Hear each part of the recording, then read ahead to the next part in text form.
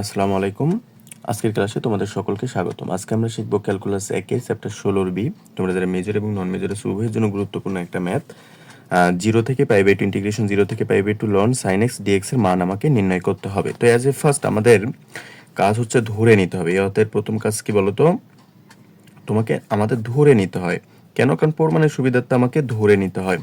তাহলে ধরি i সমান, আমরা অন্য কিছু সমানও ধরে নিতে পারি, কোনো সমস্যা নেই। ln sin x dx। তো আমরা প্রথমে যে ফাংশনটা ছিল সেটাকে ধরে নিলাম 1 নং সমীকরণ। ওকে, তো এ পর্যায়ে আমরা জানি যে যদি আপার লিমিটে পাই বাই 2 থাকে তাহলে x এর জায়গায় কিন্তু সে আপার লিমিটটা অবশ্যই বসবে, ঠিক আছে? অর্থাৎ এই জায়গায় আপার লিমিটটা বসবে। তাহলে অতএব i ইজ ইকুয়াল 0 থেকে pi by 2 ln sin x এর জায়গায় কি বসবে বলো তো? পাই বাই 2, আর যে ফাংশনটা দেওয়া থাকবে x এর এখানে সেইটা। অর্থাৎ এখানে x দেওয়া থাকলে x, 2x দেওয়া থাকলে 2x, 3x দেওয়া থাকলে 3x ই বসতো। জাস্ট এই জায়গাটাই বসবে আপার লিমিট মাইনাস এই জায়গায় যে ফাংশনটা দেওয়া আছে সেটা। প্রিয় স্টুডেন্ট, এই জিনিসটা খেয়াল রাখবা, আপার লিমিট যেটা আর এখানে যেটা দেওয়া আছে সেইটা, আর যা আছে তাই। বা i ইজ ইকুয়াল 0 থেকে পাই বাই 2 ln। ওকে, এখন খেয়াল করো, আমরা এসএসসিতে যে জিনিসটা শিখছিলাম সেটা অ্যাপ্লাই করব। পাই বাই 2 এর সাথে কিছু নাই মানে কত গুণিতক আছে? On, right? অর্থাৎ পাই বাই 2 এর সাথে কিছু নাই মানে এখানে কিন্তু 1 আছে একটা। তো অন কি? বিজোড়। বিজোড় থাকলে সাইন কি হয়? বিজোড় থাকলে সাইন হয়ে যাবে cos, বিজোড় থাকলে সাইন হয়ে যাবে cos, cos হয়ে যাবে সাইন, tan হয়ে যাবে cot, cot হয়ে যাবে tan, sec হয়ে যাবে cosec, cosec হয়ে যাবে sec। এটা হচ্ছে বেসিক বিষয়, পাশাপাশি এটা হয়ে যায়। তাহলে সাইন হয়ে যাবে কি? cos। আর যেহেতু এটা প্রথম চতুর্ভাগ অর্থাৎ এক ঘর, পাই বাই 2 এসেছে মাইনাস এই ঘর, অর্থাৎ আমরা এই ঘরেই আছি। প্রথম ঘরে সব মান ধনাত্মক, এই কারণে চিহ্ন ধনাত্মক, সাথে তো এক্সট্রা থাকবে dx। ওকে, তাহলে প্রথম ঘরে সব কি বলতো? সব ধনাত্মক। কারণ আমরা সূত্র জানি যে অল স্টুডেন্টস, আমাদের মনে রাখার জন্য টেক কেয়ার, তাই না? তো অল মানে এই ঘরে সব পজিটিভ। স্টুডেন্টসের প্রথম অক্ষর এ, সাইন সাইন আর তার বিপরীত, সাইনের বিপরীত কি? কোসেক, এই দুইটা প্লাস, বাকিগুলো ঋণাত্মক। ট্যান আর কট প্লাস, বাকিগুলো ঋণাত্মক। কজ আর সেক প্লাস, বাকিগুলো ঋণাত্মক। ওকে, তাহলে আমরা এইটুকু পেলাম। এটাকে আমরা সমীকরণ 2 ধরি। এ পর্যায়ে এখন আমরা সমীকরণ 1 ও 2, সমীকরণ 1 ও 2 যোগ করে পাই। ওকে, তাহলে i যোগ i, ওকে, আর এখানে ইন্টিগ্রেশন কমন নিব, তাহলে 0 থেকে pi by 2, sorry pi by 2 dx common নিব। তাহলে বা এখানে থাকবে ln sin x cos x, ঠিক আছে? তো এই হচ্ছে বিষয়। আমরা যদি যোগ করি ফরম্যাটটা এটা হয়। তাহলে i আর i কত হয় বলো তো? 2i হয়। এখানে হচ্ছে 0 থেকে পাই বাই 2। এরপরে হচ্ছে এখানে একটু খেয়াল করো প্রিয় স্টুডেন্ট, এখানে আমাদের লন থাকুক, আমরা একটা সূত্র জানি, সূত্রটাকে একটু মনে করার ট্রাই করো যে সূত্রটা এমন ছিল কিনা দেখো তো। সূত্রটা ছিল এমন যে 2 sin a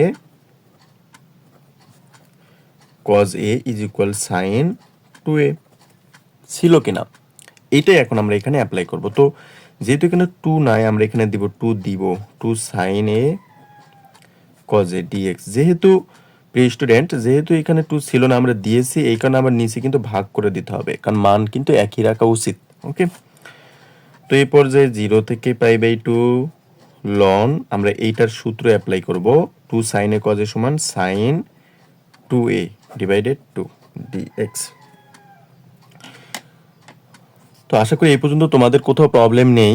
এরপরে দেখো 0 থেকে পাই বাই 2 আমরা এখন বিভক্ত করে দিব, অর্থাৎ 0 থেকে পাই বাই 2 ln, অর্থাৎ এটা তোমরা জানো যে ln a ভাগ b হলে আমরা কি করি?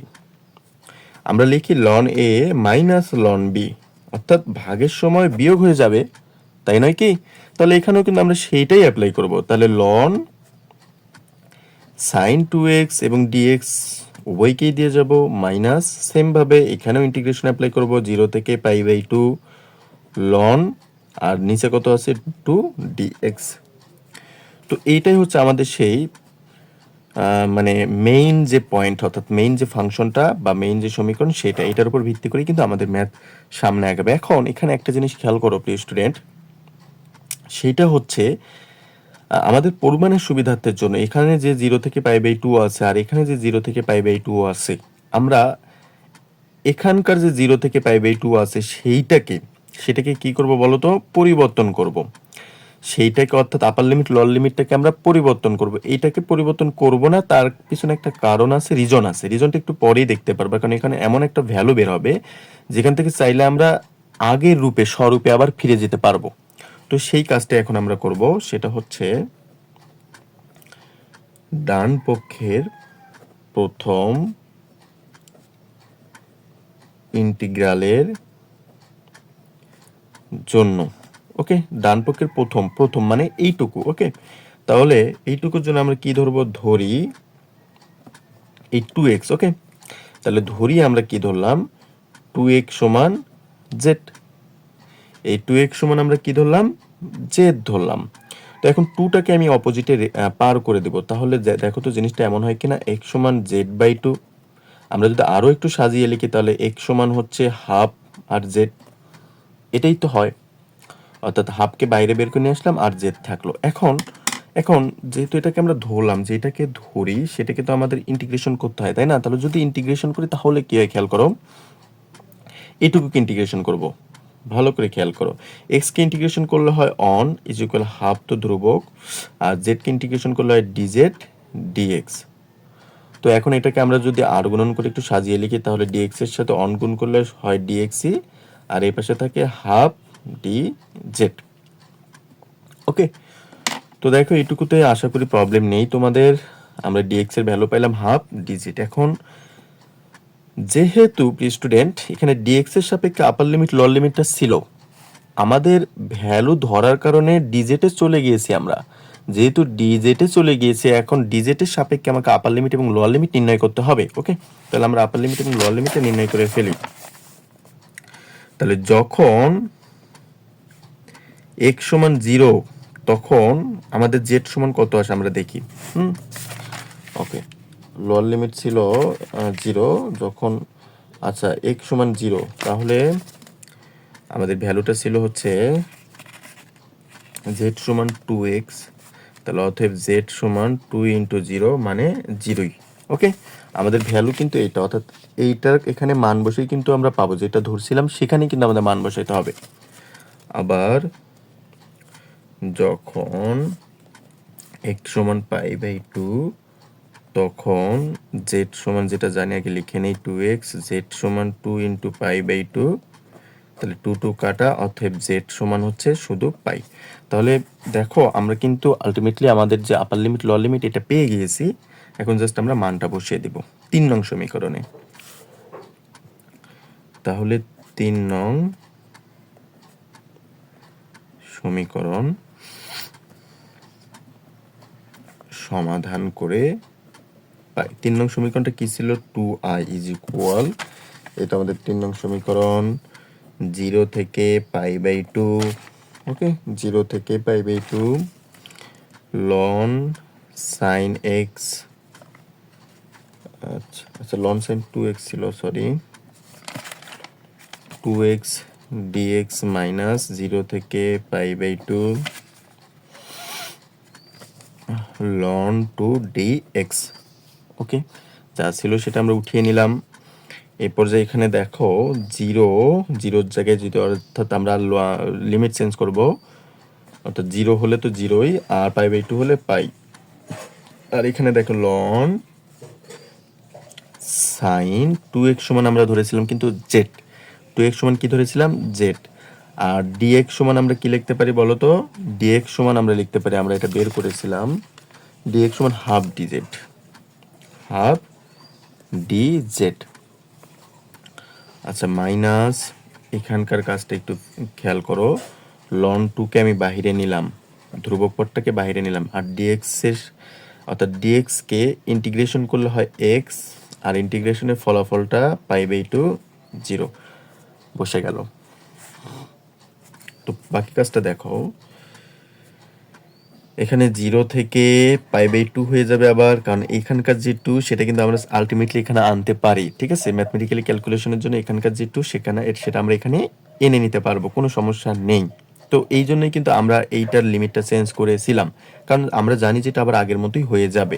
তাহলে এখানে থাকে ln sin z dz minus এখানে থাকে ln 2, আর x এর জায়গায় বসবে কত বলো তো, π/2, আর x এর জায়গায় বসবে -0 মানে এটার কোনো ভ্যালু নেই, তার মানে এটা লেখার দরকার নেই।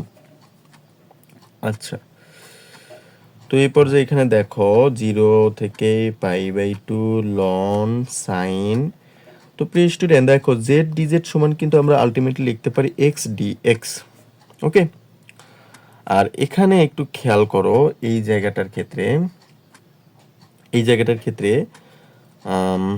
আচ্ছা এই জায়গাটার ক্ষেত্রে কিন্তু আমরা এটা লিখতে পারি, মাইনাসটাকে প্লাস লিখতে পারি। কেন লিখতে পারি দেখো, π/2 আর হচ্ছে লন হাফ, এই লনকে যখন উল্টিয়ে লিখবো তখন সেটা মাইনাস মাইনাস কি হয়ে যাবে, এইখানকার মাইনাস মাইনাস প্লাস হয়ে যাবে, অর্থাৎ লনকে উল্টিয়ে লিখলে এইখানকার যে মাইনাসটা সেটা কিন্তু ধনাত্মক হয়ে যাবে, ঠিক আছে? তাহলে দেখো এইটুকু কিন্তু আমাদের প্রথমে ছিল, এইটুকু সমান কিন্তু আমরা প্রথমে আই ধরেছিলাম। 1 নং সমীকরণটাকে একটু খেয়াল করো, এইটুকু সমান আমরা কি ধরেছিলাম, আই ধরেছিলাম। তাহলে এইটুকু সমান হচ্ছে আই প্লাস এখানে থাকতেছে হচ্ছে π/2 লন, আর এখানে কত থাকে দেখো তো, হাফ থাকে, ঠিক আছে? ওকে, এখানে হচ্ছে হাফ থাকে। তাহলে এই পাশে তো আমার 2i আছে, প্লাস এই পাশে সবে মাইনাস i, আর এখানে থাকে π/2 লন হাফ, তো বিয়োগ করলে শুধু i, আর এখানে যা আছে তাই π/2 লন হাফ। এটাই হচ্ছে আমাদের নির্ণয় আনসার। আরেকটা কথা এখানে তোমাদের বলে রাখি, যদি কোনো কোশ্চেনে তোমরা দেখো যে এখানে এটাই আছে, অর্থাৎ ln 2 π/2, ওকে? যদি এমনই থাকে যে ln 2 π/2, এটাকে যদি তুমি পরিবর্তন না করো তাহলে কিন্তু এখানে চিহ্ন ঋণাত্মকই থাকবে। যদি তুমি মানে এই ln 2 কে 1/2 লিখতে চাও, তো ln 1/2, তাহলে এই জায়গায় একটা মাইনাস আসবে, আর এখানে তো π/2 থাকবেই, তাহলে মাইনাস মাইনাস হয়ে যাবে প্লাস লন হাফ আর হচ্ছে π/2। এটা কিন্তু খেয়াল রাখবে, ঠিক আছে? তো এই হচ্ছে আমাদের প্রমাণ। আশা করি তোমরা বুঝতে পেরেছো। So thank you.